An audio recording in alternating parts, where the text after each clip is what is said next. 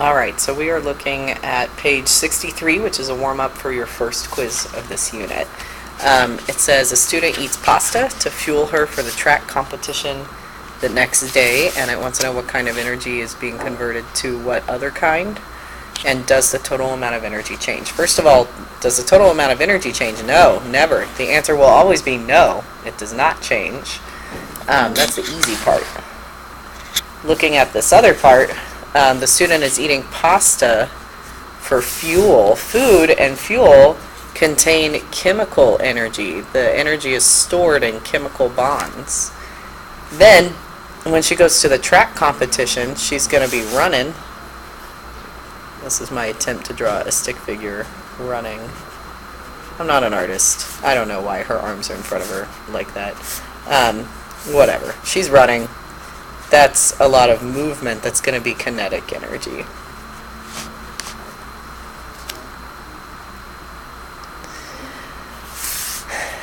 For number 2, ammonium nitrate is dissolved in a beaker full of water. So we have a beaker full of water. There's dissolved ammonium nitrate in there. And the beaker becomes very cold. So you're on the outside touching it and you're going, wow, that is cold. What is the system? What is the surroundings? Is it endo or exothermic? The system is going to be the ammonium nitrate and the water. And here's the formula for ammonium nitrate. The surroundings are the beaker, this, like you, the person touching the beaker, the lab, so on and so forth. Okay, is it endo or exothermic? If you're touching it and it feels cold, you have to think about, does that mean heat is coming out toward you, or is heat going in from you? If it was going out toward you, it would be pushing heat onto you and you would feel that warmth. If it feels cold, that's because it is stealing your heat. It is taking your heat into itself and stealing it. And if heat is going into the system, that is endothermic. Basically, it feels cold on the outside because it is absorbing heat.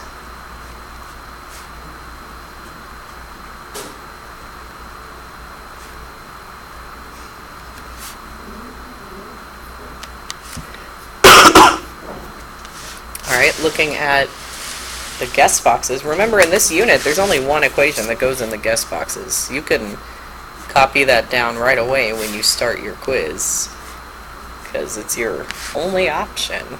It's definitely going to be this. You could put it in the equation box for both problems right away. Number 1 says it takes 1250 joules to heat up a sample. Joules are our unit of energy, of heat, so our variable for that is Q. It says the sample is going from 10 degrees to 22.5 degrees.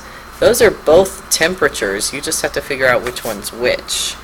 We'll come back to that in a second. It says the specific heat is 4.18. Specific heat, our variable for specific heat is C.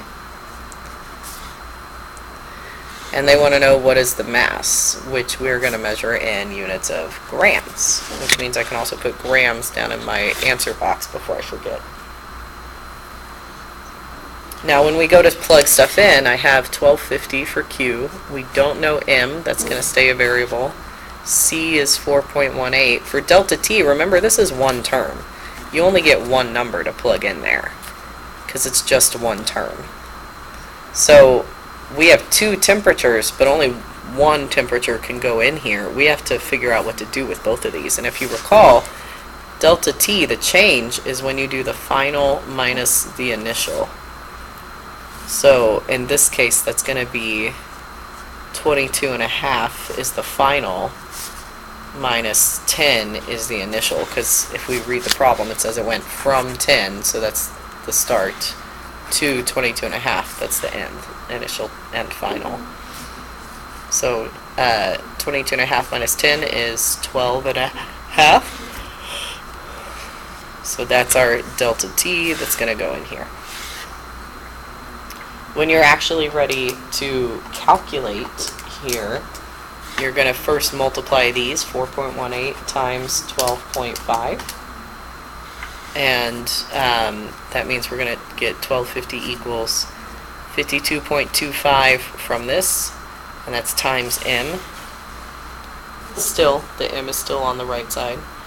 Now to solve for m, we have to get rid of this coefficient, which we will do by dividing by the 52.25. If we divide on that side, we're going to have to do it on this side also. So in your calculator, you're typing 1250 over 52.25. And you get 23.92 grams.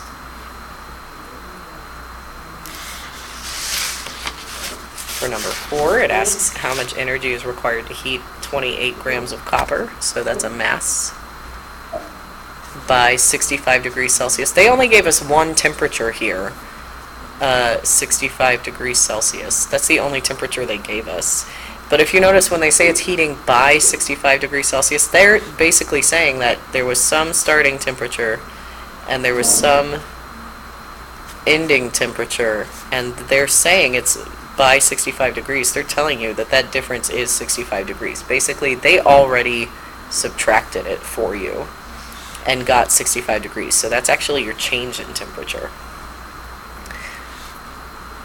They say the specific heat is 0.3845. Remember, specific heat is C for our variable. And they're asking how much energy. Our variable for energy is Q. So they're asking for Q, which we're always going to measure in units of joules. I can also put joules down at the bottom here as my answer.